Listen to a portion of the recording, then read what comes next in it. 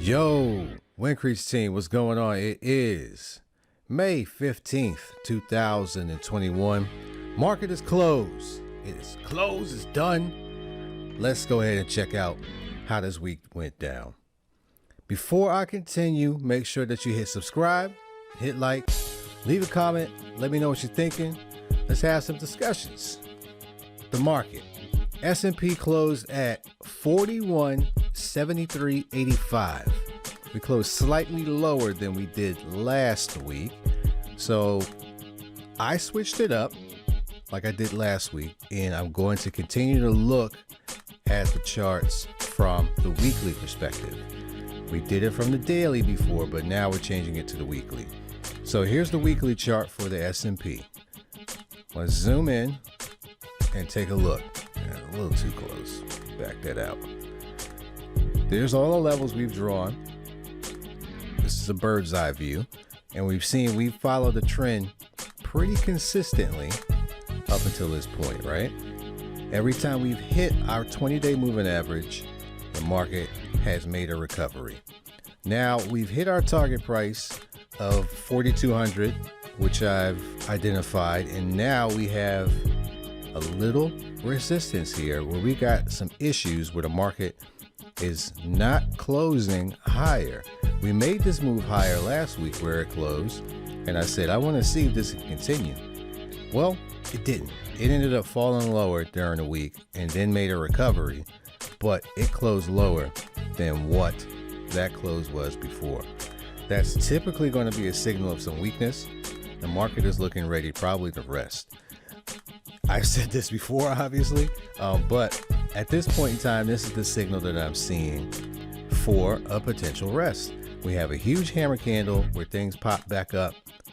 This could be a signal for it to retest those lows at some point in time. I'm not going to say next week, but there is a chance that the market could move lower and start to come back down and at least test out this level, because we haven't really had too many tests going on as we've continued to trail higher. So that is the S&P. Let's go ahead and check out the Russell, ticker IWM. All along, I've said for the Russell that I'm not really concerned until we close below 220. We've had some stagnant action going on where we pushed a little higher and it's just kind of struggled and stayed within the zone. We've got the same type of price action on this one where we had another hammer candle. Market moved lower. It came to this 210 area where it has come to before, moved back, but it closed lower than it did last week. Now we've got some weakness starting to show on this chart as well. And it's still above 220, but we're starting to lose momentum. So I am very cautious on what could happen within the next month, 2 months, or whatever. I'm looking to see that this is also going to continue to rest. Now I've got a price target still of 250, and it's only going to be based upon if it can close above 230.